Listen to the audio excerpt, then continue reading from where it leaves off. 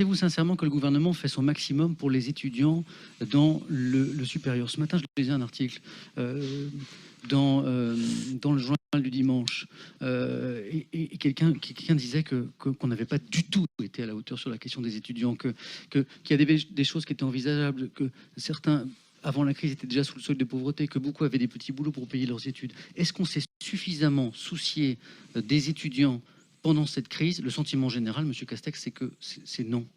Ben, je vais essayer de vous convaincre, non pas que la situation des étudiants est facile. J'ai moi-même 2 filles dans l'enseignement supérieur, donc je vois... Mais on a fait le maximum.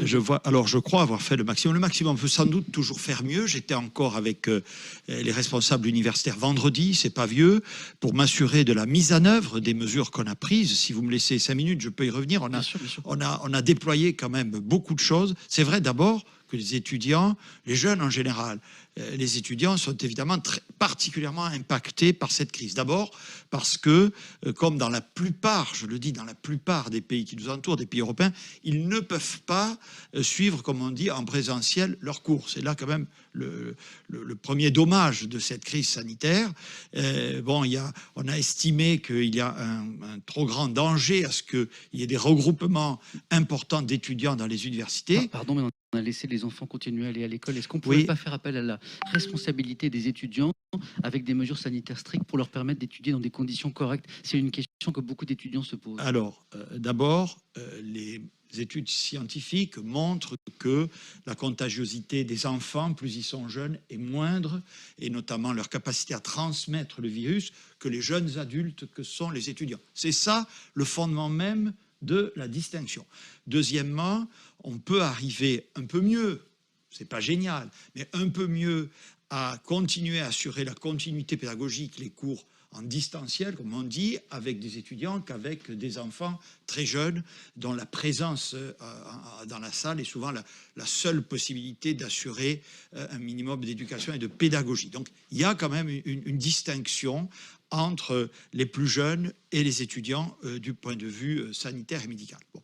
Donc on fait tout ce qu'on peut pour essayer, on l'a fait depuis le début de cette année 2021, pour assurer une reprise en présentiel pour les étudiants. Vous savez, un jour par semaine. Bon, et encore une fois, j'ai des statistiques très précises. C'est variable selon les universités. On voit que les universités scientifiques, les étudiants reviennent un peu plus qu'en sciences sociales. Mais enfin, petit à petit, chaque semaine, bon là il y a eu les vacances universitaires, on voit que le retour en présentiel dans des conditions extrêmement limitées des étudiants se produit. Deuxièmement, vous avez évoqué, enfin c'était la question, le sujet des ressources des étudiants. Bon, oui. Je rappelle quand même, que nous avons décidé d'abord, ça c'est pour les repas, le repas dans les crous à 1 €, 2 repas par jour, pour tous les étudiants. Au début, c'était pour les étudiants boursiers. On l'a fait pour tous. Mais il y a les studios, les loyers à payer, il y a les chambres à payer, il y a les frais des études, tout ça. Et les revenus ont disparu pour plein d'étudiants. Alors, effectivement, il y a la question des petits boulots qui a disparu. On a créé des tutorats, c'est-à-dire qu'on a dégagé des moyens aux universités pour que des étudiants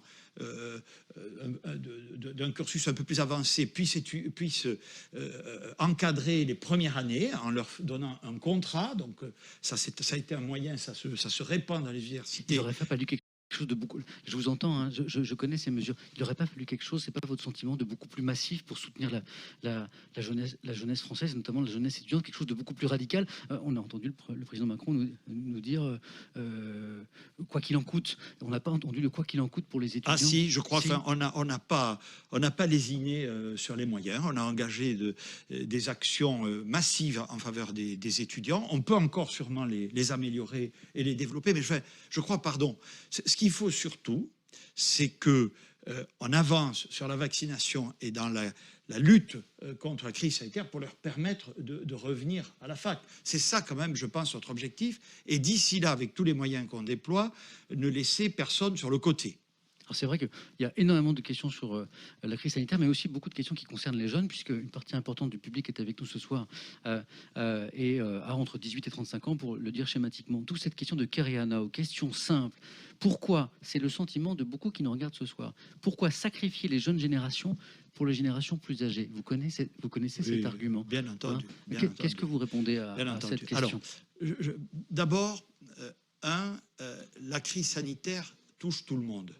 Je le répète. Mais il est vrai qu'elle touche surtout les personnes les plus âgées, qui sont les plus vulnérables à maladie.